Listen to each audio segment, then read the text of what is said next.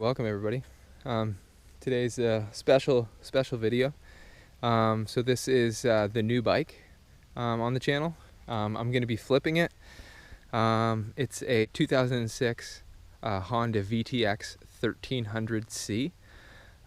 It's a muscle, or like some people refer to them as a power cruiser. This one's been modified a tiny bit. There is an aftermarket Daymaker headlight on it. What else? There are hard chrome aftermarket pipes. It's been jetted to those pipes. I got a really good deal on it, and I was gonna keep it, but after riding it a few times, which I'll explain, we're gonna go for a quick ride. It's just I'm pretty tall, I have really long legs, and as much as I thought this was gonna be a great bike for me, it's not like the super most comfortable for me personally, but incredible bike, like super powerful, very appealing. Hard to complain about it, you know. And it's a Honda, super reliable. So check out this headlight. It's also cool that the key's down here, so you click it on. It's got the forward controls. But yeah, wicked headlight, like super bright. I've gone for a few night rides with it, and it's yeah, it's amazing. I'm really big into like having a super bright night LED lights. They're really great. They make the riding experience at night way less sketchy here in like Eastern Canada. I live in rural, like in the woods, as you can see. This bike's gonna be for sale. I actually just came down here to take some photos of it, and I will be posting it on Marketplace. And I'm just gonna, it's not a great time of season to be selling the bike. It is fall. A lot of people are kind of wrapping up riding season here in Canada. But yeah, I'll take you for a quick ride. We'll talk about the bike very briefly. I know it's kind of outdated, it's a 2006, but there's a lot to be desired in a motorcycle like this, and I really didn't realize that, and I used to hate on cruisers quite a bit, just because I thought they were really slow. But there's something to be said for like a very comfortable, very confidence-inspiring highway motorcycle. Like this bike can just crush the highway all day long, any speed you want. It's just a refrigerator between your legs going down the highway. It's pretty hilarious. So yeah, let's hop on it and talk about this 2006 Honda VTX 1300. All right, let's go for a test drive. This thing is beautiful.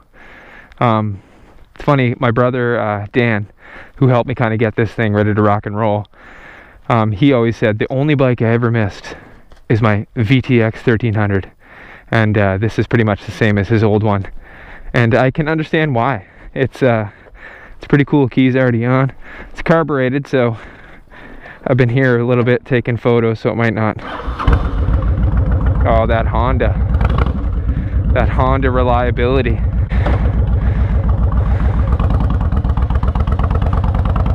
So right away you kind of like see like my feet. Forward controls, you're kind of stretched out. If you're a taller dude, great bikes for you. I don't want to make this like a bike review, but at the same time I'm like, you know what, like I benefit a lot from these on YouTube, and I'm just gonna lean into it on this one, because this bike, I am gonna sell it. Big wide handlebars, man. Like you don't realize how much you love big wide handlebars until you have a bike that has just giant handlebars. It's so comfortable. And like on my MT-07, like the bike barely fits between my legs, like where you're gripping the tank. So you kind of don't feel like you have that like super stable center of gravity. But this bike is like giant. Like this tank is just so easy to grab with your knees, and it's just like, it's very confidence inspiring, super stable on the highway. Like I was going 140 home from my brother's house, and it's like a 200-kilometer round trip, and it was just so relaxed on this bike. Like this bike just destroys long distances. One thing that this bike lacks, and I guess I don't really know too many cruisers, so I can't really have good comparison here, but it's super bumpy. Like it destroys you on bumps. So that's mainly why I'm just tall enough that it's pushing my tailbone into the back of the seat. Yeah, I could modify the seat, but it's like it kind of jars you a bit. But yeah, power delivery, all the gears, like when I was reading about it before I went and got it, I was like, it's a 5-speed. It's like, why would I don't want another 5-speed. I'm never in 5th gear unless I'm on the highway. It's insane. Like 4th gear on the highway and you'll just like pound so fast. It's got such tall gears. The story about how I got this bike, I'm just really into flipping bikes, and I think I just kind of had that realization this year that like I'm looking and buying and selling bikes all the time, and I'm like, you know what? And I've never lost money on a bike. I've always made profits and paid for the next bike, and I've slowly worked my way up to that MT-07. This bike I just saw, it was a really good deal. So the guy was asking 3,500 Canadian, which I can't really, yeah, it's probably like $2 American, since we're somehow we have the worst exchange rate ever with you guys. I messaged him and I said, hey man, I'll give you 2,700 bucks. Like, when do you want to meet? And he was just like, I can meet in a few days. So I was like, sure. So like I went up, brought the trailer. He like knew I was getting a, I meant business. I had a trailer ready to rock and roll. And I get there. This bike sounds awesome. I see the bike, it's kind of like dirty, and you can tell he just left it outside. And it's like one of those people that just did not like keep his bike tidy. So immediately I was just like, no, I'm gonna talk him down from that, because that's like I'm not down with that. I'm not even comfortable giving you $2,700, man. I'll just be straight up honest with you, no disrespect. I was just like, I'm not even comfortable giving you $2,500 for this bike. And he was kind of like, no, I can't do that. So we turned it on, I went for a ride, and I was like, wow, this bike, it needs a bit of like cosmetic love, but it rode really, really nice. It does ride really, really nice. It's a big bike. Like, this bike weighs 650 pounds dry. So when you add the gas, it's closer to 700 pounds. All in all, I offered him $2,500 cash. This bike has 36,000 kilometers on it. Super low for these engines. Like, they're a low compression engine. They last well over 100,000 miles. And the guy said no. I just was like, okay man, that's all I'm comfortable doing. And I started walking back to my car, and the guy was like, wait. He was like, I'll give it to you for 2,500 bucks, only because I can, this is so cheesy. He's like, only because I can see it in your eyes that you like motorcycles. I was like, whatever man, help me load it onto the trailer, let's do this, thank you. 2,500 bucks Canadian, so it's like $1,800 American. I looked that up at least because I knew I wanted to say, like, that's a really good deal for a 36,000 kilometer, which is like 20,000 miles or something on it. The only thing when I got home, and I realized that the blinkers were all wonky. So like my brother Dan, he's just like a wizard, and he's so technically genius boy. Like, he's so smart with electrical and like fixing stuff, it's mind-boggling. And he's just driven. He just is like zero, he's very confident and just approaching any problem possible.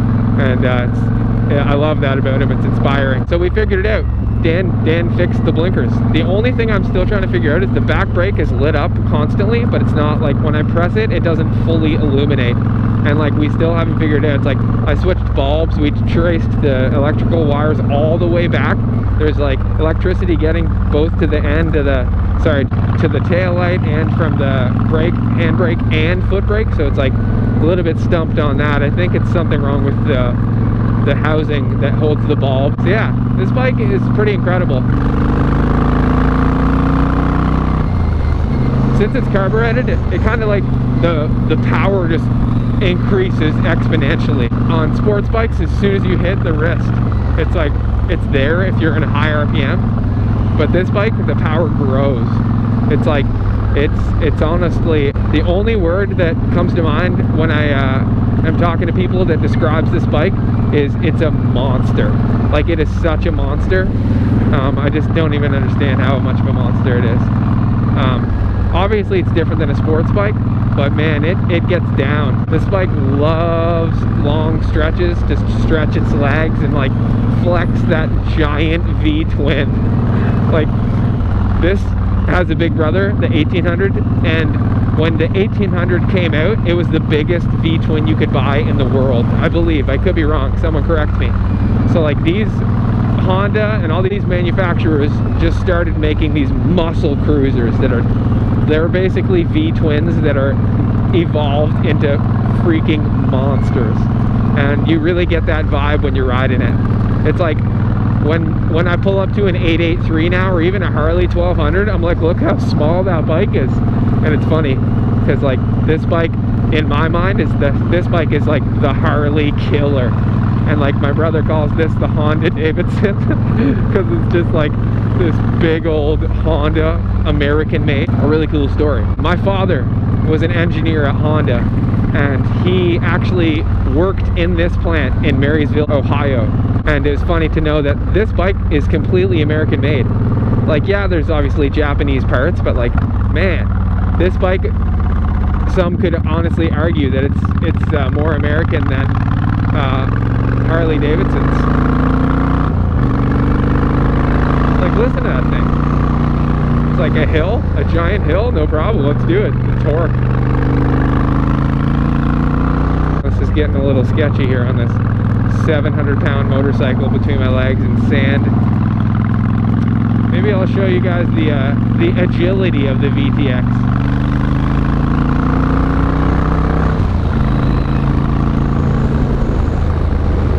But yeah, so this bike's for sale.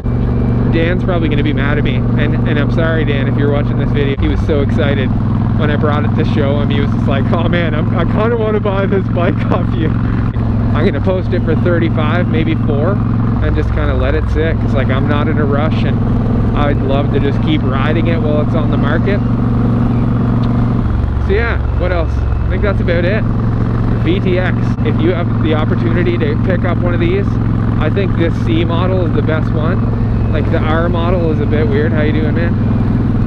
The R model is like a retro one, and this guy switched out this blacked out headlight. I think it gives it like almost like a Harley like dyno, or like a really jacked Sportster look.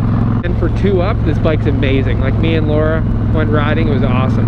It's super relaxed. It is a bit bumpy. That's the only thing we both complained about. Like, wow, like we're used to the KLR that has like a couch, like bouncy springs. It's so comfortable. Bike is well worth the money, and it's super easy to maintain.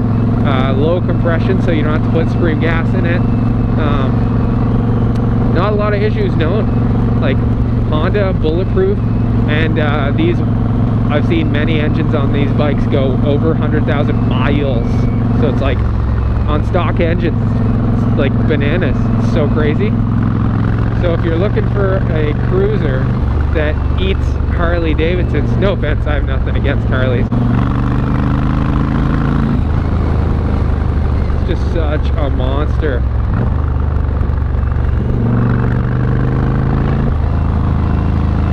And it's pretty agile for a 700-pound bike.